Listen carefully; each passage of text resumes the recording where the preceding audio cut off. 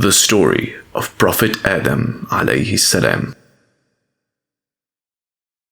The story of the prophets starts with the story of Prophet Adam alayhi salam, the first human being. Allah subhanahu wa ta'ala sent angels to different parts of the earth to collect soil for making the first man. The angels collected different types of soil from all over the earth. Some was soft, some hard, some white, and some black.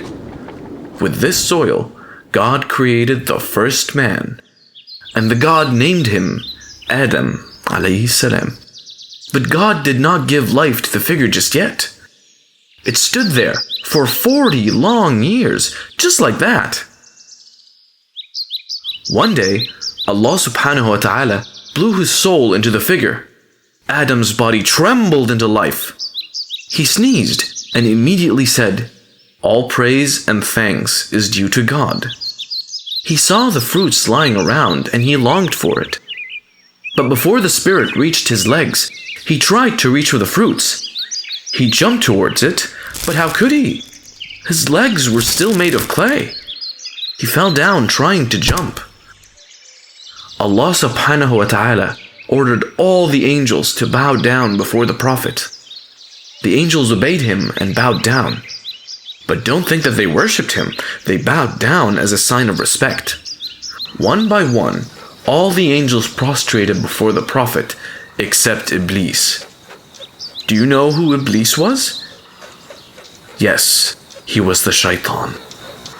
Iblis was made from the fire, so he claimed to be better than the Prophet. He refused to bow down before him. Allah subhanahu wa ta'ala was very angry. He did not like the disobedience of Iblis. He was banished from paradise and never allowed him to enter again. Shaitan realized that he got punished because of the humans, and he was very angry with them. He vowed to take revenge by misleading the humans. He planned to make them stop worshipping the true God and worship idols instead. Allah then taught Adam alayhi salam the names of every animal in the paradise. He learned the names of the lion, the sheep, camel, elephant, dove, peacock, and many, many more. Allah subhanahu wa ta'ala gave the Prophet absolute freedom in paradise. He was allowed to eat every fruit in the garden and everything as he wished, except for one thing. He was not allowed to eat the fruits of the forbidden tree. God told the Prophet that he should not eat the fruit of the forbidden tree. The Prophet agreed, and he enjoyed his life in the paradise, roaming around freely. The animals in paradise were his friends. He spent most of his time playing with the animals. However, the Prophet was alone in paradise, and he did not have a partner to spend time with. The night when the Prophet was sleeping, God created the first woman. Allah subhanahu wa ta'ala had created this woman from the ribs of the human. When he woke up, he was surprised to see a woman next to him. He named her Hawa because she was created from a living being. Both of them lived happily in the paradise for a long time. One day, Shaitan made a devious plan to get rid of the Prophet and his wife from paradise.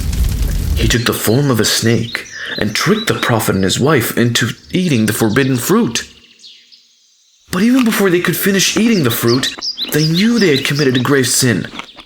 They were now filled with pain, sadness, and shame. After eating the fruit of forbidden knowledge, they realized they were naked, and they ran to cover themselves up in leaves, and they were now scared. They knew God would punish them for their disobedience. When Allah subhanahu wa ta'ala came to know about this, he was very angry. The Prophet and his wife were thrown out of paradise for disobeying his orders. They left paradise and descended upon the earth. The Prophet and his wife sat there crying. They were now repenting for their sins. Allah subhanahu wa ta'ala accepted their repentance because it was sincere. The truth is that Allah subhanahu wa ta'ala knew this would happen. He always knows things before they even occur. However, he did not force things to happen.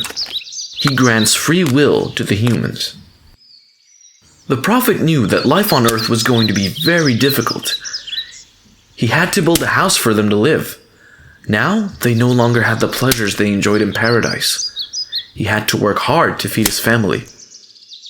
In a few years, Hawa gave birth to twins, Qabil and his sister. Later, she gave birth to another twins, again a boy and a girl. This time, they named the boy Habil. Both Habil and Qabil grew up. Qabil took to farming, working in the fields and growing crops. And when Habil grew up, he became a shepherd and took care of the sheep and other animals. When Habil and Qabil became adults, the Prophet decided to get them married. This was part of Allah's plan to populate the earth. Since there were no other females on earth, Allah revealed to Adam that he should marry each son to the twin sister of the other. Qabil's twin sister was beautiful, while Habil's sister was not that beautiful. Qabil was not happy, as he wanted to marry his own sister. He rebelled against Allah's command by refusing to accept his father's command. The Prophet was in a dilemma now.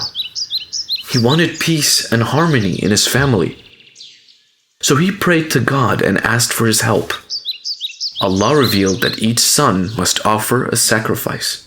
The argument was settled now. It was decided that the one whose sacrifice is accepted will marry Qabil's sister. Habil collected the best lamb from his flock and offered it as sacrifice to Allah subhanahu wa ta'ala. But Qabil didn't want to offer the best fruits and vegetables as sacrifice. Instead, he chose bad vegetables and grains for sacrifice. Allah subhanahu wa ta'ala accepted the sacrifice of Habil, the one made by Qabil. The Prophet was present when they made their sacrifices, and it was decided that Habil would marry Qabil's sister. But Qabil was not at all happy. He was so angry that he wanted to kill Habil. One day, Habil was late in coming home. The Prophet was worried, and he asked Qabil to find his brother. Qabil agreed and went searching for Habil in the fields. At last, he found Habil walking toward home. Qabil was still angry with Habil, so when he met Habil, he told him, "I will kill you. I refuse to see you happy while I am not." To which Habil replied, "It would be more proper for you to search for the cause of your unhappiness, my brother. Allah accepts the deeds from those who serve Him." Qabil was angry to hear this, and he picked up a stone to hit Habil. Habil saw this, and even though he was bigger and stronger than Qabil, he said, "Even if you stretch your hand to kill me, I will never stretch my hand to harm you, because I fear Allah." This comment further angered Qabil, and he struck him with a stone, killing him instantly. This was the first death and the first act of crime committed by man on earth. When Qabil realized that Habil was dead, he was afraid. He didn't know what to do. He started thinking about ways to hide his sin. Qabil wandered from place to place with the dead body of Habil, trying to hide it. His anger had subsided by now, and he was full of guilt. It was then that he saw ravens fighting with each other. One raven killed the other during the fight, and it fell down.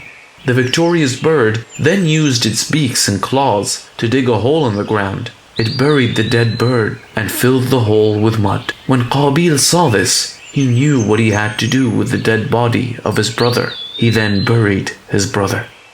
This was the first burial of a man. Qabil was ashamed of what he had done. Adam alayhi salam was sad by the loss of his two sons. One was dead, and the other was won over by the devil. He warned his other children about Shaitan and asked them to always obey the commands of Allah subhanahu wa ta'ala. Years passed. Adam alayhi salam grew old, and his children spread all over the earth. When he realized his death was near, he appointed Shaith as the successor to his family. Before his death, the Prophet reassured his children that Allah would not leave man alone on earth. He would send his prophets to guide them. The prophets would have different names, traits and miracles, but they would be united in one thing: the call to worship Allah alone. The Prophet closed his eyes after saying this. The angels entered the room and surrounded him. When he recognized the angel of death among them, he smiled at him peacefully. After his death, Sheeth took over the responsibilities and took care of the family. Did you like the story, kids? If you liked the video, don't forget to click that subscribe button